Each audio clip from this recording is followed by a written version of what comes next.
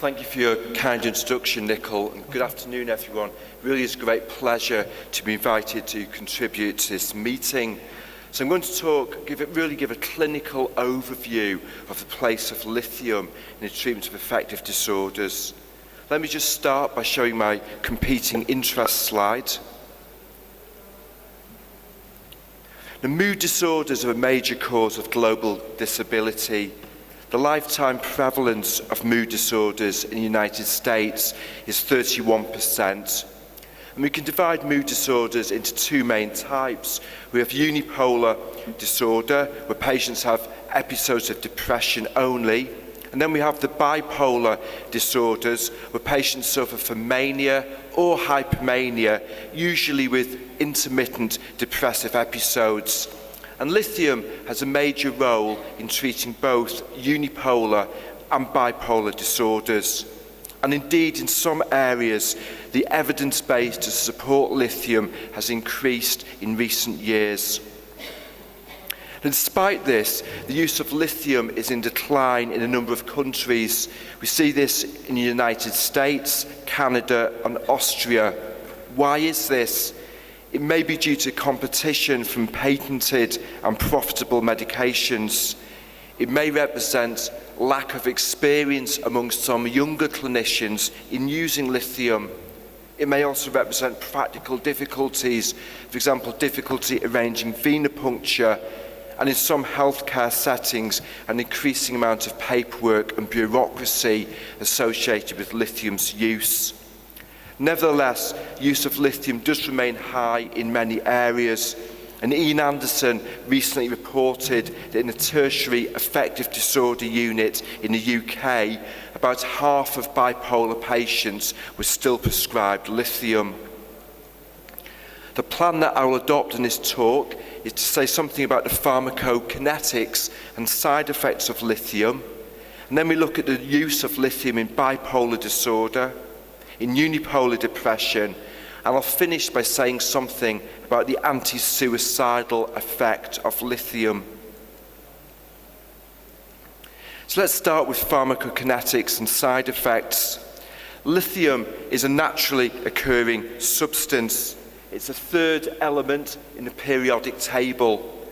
Most lithium comes from South America, in particular Bolivia, Argentina, and Chile. And these Bolivian salt flats are particularly rich in lithium salts. This is where much of the world's lithium is mined. When we prescribe lithium, we usually prescribe it as a carbonate or citrate salt. It's rapidly absorbed in the upper gastrointestinal tract. Peak blood levels are seen within 2 to 3 hours from ingestion, but total absorption from the GI tract can take 8 hours. There is some difference in the exact bioavailability between different preparations. Lithium is excreted renally at a rate that is proportional to GFR. We achieve steady state plasma levels about 6 days after reaching a fixed prescribing dose. And traditionally, we check lithium levels 12 hours after the last dose. Now, at a normal plasma level, lithium can cause a range of side effects. We often see a very fine tremor.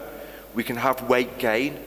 Patients can be thirsty, drink a lot, and show polydipsia. They can have increased frequency of micturition. Lithium can also aggravate skin problems such as eczema and psoriasis. And we can get renal complications. We can get diabetes insipidus. And over many years of treatment, we can get a slow development of chronic renal impairment. About 1 person in 20 treated with lithium develops hypothyroidism. And this problem is more common in women than men. Lithium is a teratogenic drug, so when it's prescribed in the first trimester of pregnancy, we see a higher rate of major malformations. In the literature, we see a lot written about Ebstein's anomaly. Now, it does seem that lithium increases the risk of Ebstein's anomaly, but I must emphasize to you, this is a very rare complication. In the general population, 1 child out of 20,000 deliveries has Ebstein's anomaly. If you look at women who've been prescribed lithium, there's a 10-fold increase in relative risk, but the absolute risk is still very low, 1 in 2,000. Lithium has a narrow therapeutic index. In other words, the dose that causes severe side effects is only slightly above the therapeutic dose. And for this reason, plasma monitoring is necessary. We usually see signs of toxicity at a plasma level above 1.3 millimoles per litre. But lithium toxicity is a clinical diagnosis, and you may encounter patients who have a serum lithium level within the normal therapeutic range, but still manifest with toxic signs, and it's a patient and the symptoms we treat, not the blood level. So early signs of toxicity and the exacerbation of the side effects we see with a normal therapeutic dose, and then we can develop nausea, vomiting, a coarser tremor, and later on disorientation, dysarthria, convulsions, coma, and death. Now, an important side effect of lithium that is neglected in much of the literature is the fact that sudden stoppage of lithium in bipolar patients can destabilize the illness. So here we have observational data, and a group of patients who stopped lithium gradually, that meant over 2 weeks or more, was compared with a group of patients whose lithium was stopped in less than 2 weeks. And you can see that the group that stopped it gradually, if you follow them up over time, they start to relapse. And about 50% of patients have relapsed over 2 years. And this would be consistent with the normal trajectory of bipolar disorder. In contrast, if you look at patients who stopped lithium rapidly, you can see that 50% relapse within 3 months, far more than you would expect from the natural history of bipolar disorder. So this means that if you have somebody with bipolar disorder on lithium and you want to stop it, unless it's an emergency, it is best to withdraw lithium gradually. It also means that you have to think carefully before you prescribe lithium to someone who has a history of poor and erratic adherence with medication. Let's now move on to look at the therapeutic roles of lithium. Lithium does have an important role in the treatment of acute mania. And this place for lithium was first established by this famous publication by John Cade. You can see this was published in 1949, and the paper's called Lithium Salts in the Treatment of Psychotic Excitement. And many studies since have shown that lithium is effective in the treatment of acute mania. But for various reasons, we tend not to use it. One of the reasons is that lithium appears less effective in highly agitated and aroused manic patients, the type that will often be admitted to your wards as an emergency in the middle of the night. And this was shown in this study from 1972 by Prion, and patients were randomized to chlorpromazine or lithium. And in the final analysis, the analysis divided patients into those who were highly activated and those who were less agitated and activated. And here we're looking at the percentage of patients who responded poorly. And in the mildly activated groups, the vast majority of people respond to chlorpromazine and lithium, and the percentage of non-responders is low and doesn't differ. But if you look at the highly activated group, about a third of the patients prescribed lithium responded poorly, and it was less than 10% on chlorpromazine. This study led to the view that antipsychotics were more effective in agitated and excited patients with mania. Saying that, Lithium is still often used as a gold standard in treatments when new treatments come out for acute mania. This is a classic study by Bowden, one of the studies that led to Depakote being licensed as an agent for the treatment of acute mania. And you can see that the response rate for lithium and Depakote was equivalent and far higher than patients who were randomized to placebo. Lithium has great utility in the treatment of acute mania because it can be combined very effectively with antipsychotics. So here we have a whole series of studies done in acute mania, and the design is always the same. Here in black we have patients who are randomized to either lithium or valproate plus a placebo. And the colored bars are people who are randomized to lithium or valproate plus an antipsychotic. And you can see that the combination of lithium and an antipsychotic is more effective than lithium alone. So this is an important strategy in the treatment of acute mania. Let's now look at the maintenance treatment of bipolar disorder.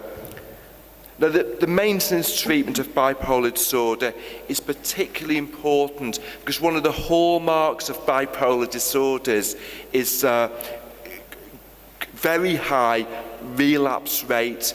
These are very much recurrent disorders. And that was clearly shown in this study by Judd, who followed up firstly a group of patients with bipolar disorder for 12 years. And they filled in essentially, they did weekly mood ratings. And at the end of 12 years, patients were symptomatic for about half the weeks over 12 years. So this is an illness over a long period of time. Half the duration of follow-up, patients are unwell, often not reaching a level of syndromal illness, often with subsyndromal symptoms, but they still are associated with significant morbidity. And when you look at the polarity of their symptoms, 2/3 of the time they're suffering from depressive symptoms, and about 1/5 of the time they have manic or hypermanic symptoms. The same study was done with bipolar 2 patients, and again over 12 years they're symptomatic half the weeks. And in bipolar 2 disorder, the skew to depression is even more urgent. Ideally, will be effective against mania and depression. And you could argue that preventing relapse of depression, you may argue, is more important than preventing relapse of mania. Now, lithium is a key maintenance agent in bipolar disorder. Lithium has been compared to placebo in the maintenance phase, and in particular in 2004, John Geddes conducted a meta-analysis. And in his meta-analysis, there were 770 participants. And patients who were prescribed lithium had less relapses in a follow-up period. And lithium was mainly effective in preventing relapse of mania. In this meta-analysis, the ability of lithium to prevent relapse of depression was minimal. But a recent study by Weisler, published a few years ago, has turned this finding on its head. The Weisler study, I'll show you more about later on, had 770 patients randomized to lithium or placebo. So overnight, this one RCT doubled the total database we have for long-term comparisons of lithium to placebo.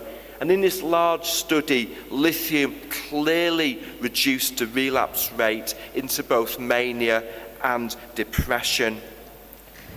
I will just highlight to you that lithium is only one of 5 medications that's been shown to be effective in monotherapy in placebo-controlled trials lasting a year or more in bipolar disorder.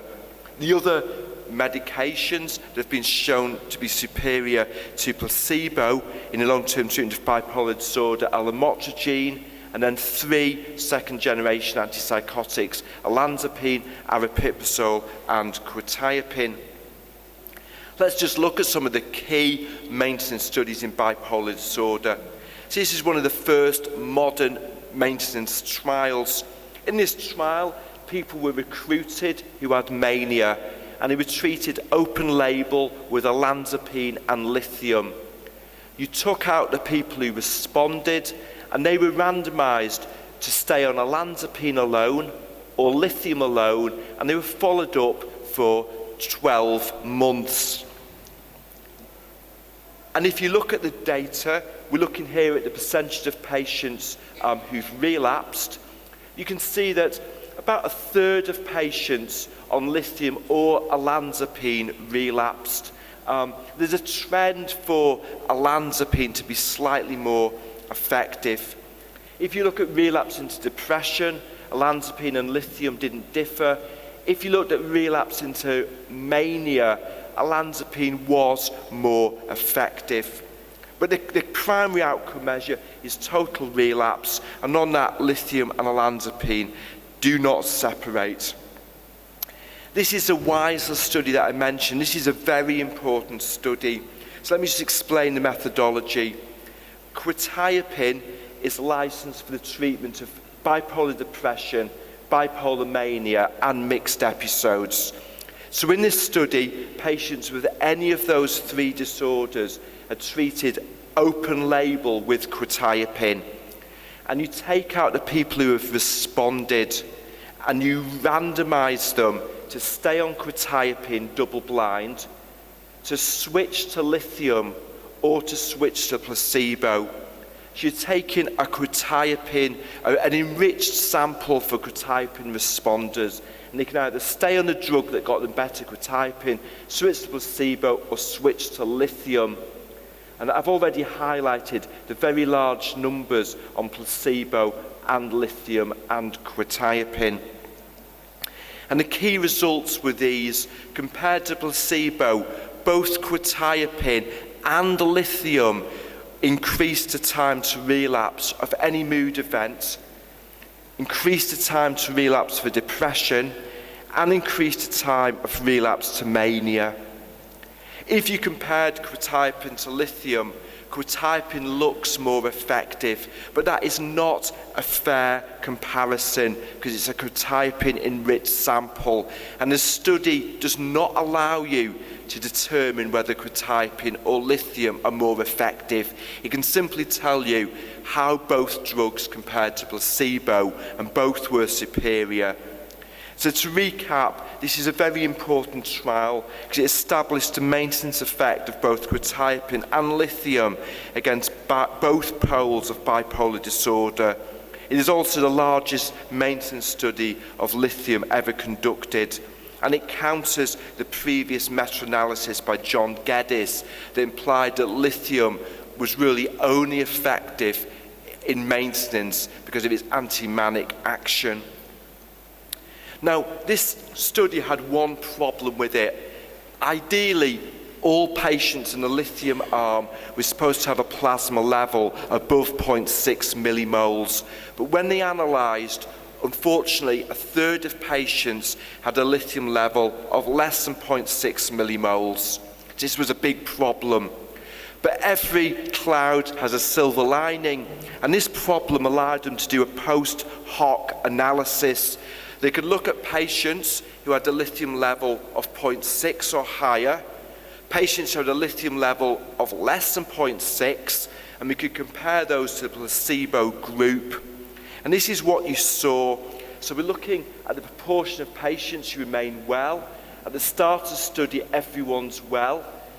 Here we have patients on placebo here, so you can see a very high proportion elapsing. And here we have the 2 different lithium levels. And these are the patients with a lithium level above 0.6. And you can see the relapse rate is far lower than compared to placebo. Here are patients with a lithium level less than 0.6.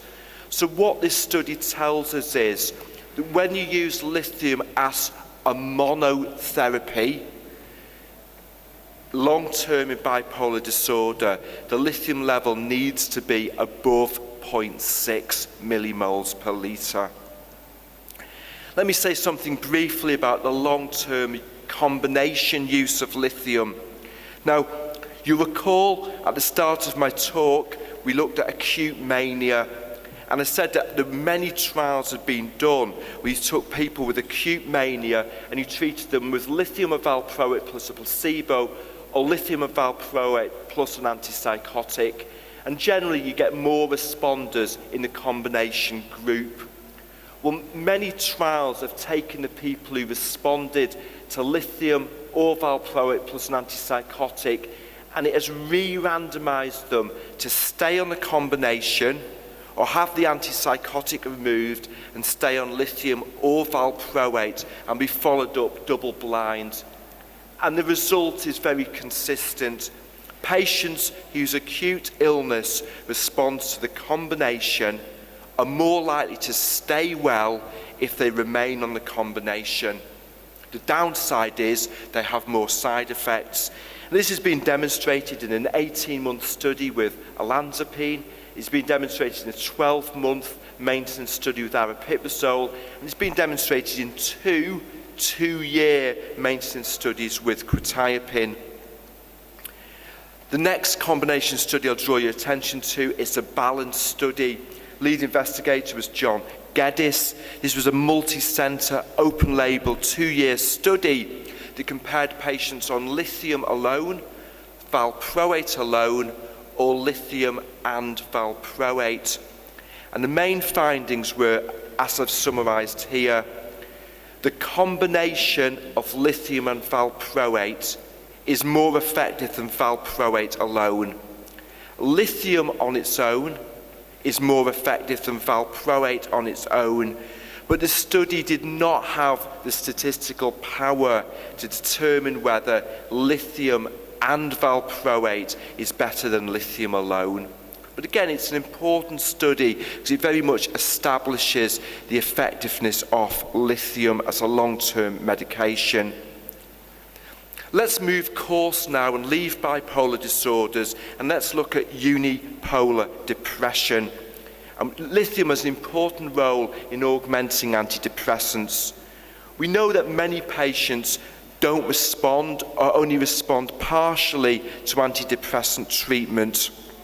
And that means that augmentation strategies are important. The first report of lithium being used as an augmenting agent to antidepressants in unipolar depression came in 1981. Michael Bauer has published an important meta-analysis of lithium augmentation of antidepressants. There were 10 trials that randomized patients to antidepressant and placebo, or antidepressant and lithium. In all these trials, lithium had to have a level above 0.5 millimoles. The mean response rate with lithium augmentation was 41% compared to 14% with placebo. The number needed to treat is 5. I should highlight that most of these studies augmented tricyclic antidepressants rather than more recent antidepressants such as SSRIs. Lithium remains a first-line augmentation strategy for resistant depression in virtually all guidelines, including a NICE guideline for depression and a British Association of Psychopharmacology guideline for the treatment of depression. When it's been compared to augmentation with second-generation antipsychotics, it is equally effective.